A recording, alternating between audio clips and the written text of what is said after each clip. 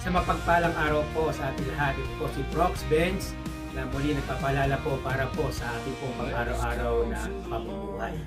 Sabi nga dito sa mga ngaral 5, 5 hanggang 6, yan. Kung mga ngako ka sa Diyos, tuparin mo ito agad. Hindi siya nalulugod sa taong mangmang, kaya tuparin mo ang iyong pangako sa Kanya. Mabuti pa huwag ka nang mangako kaysa mangako ka na hindi mo tutuparin. Huwag mong pabayaang magkasala ka dahil sa iyong pananalita, nangangako ka at pagkatapos ay babawiin mo. Sa gayon, galit ang Diyos.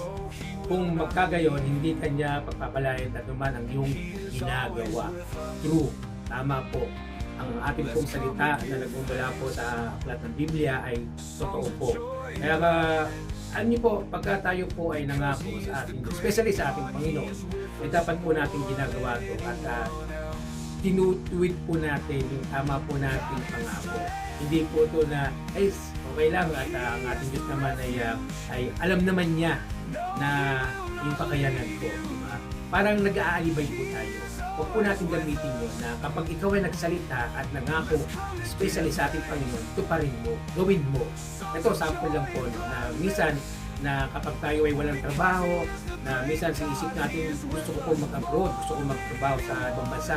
Pero pagka binigyan, sasabihin mo sa Panginoon na makikipag-deal ka, sabihin mo sa Kanya na pag ako ay nagkaroon ng trabaho sa abroad, ay ako ay maglilingkod sa iyo at susunod sa iyong pag-uutos at susunod ako sa ninanais mong paggawa sa akin. Pero pag nandito na sa abroad, wala, diba?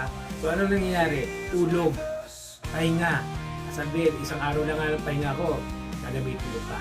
So huwag po tayong gano'n. Maging consistent po tayo sa ating po sinasabi sapagkat ang Diyos ay nasa itaas.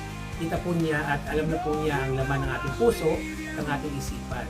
Kung kaya kung mangako ka, gawin mo. Kung hindi mo kaya, huwag ka nang mangako. Para yan sa tao. Na kapag nangako ka, gawin mo, tuparin mo para hindi ka masira.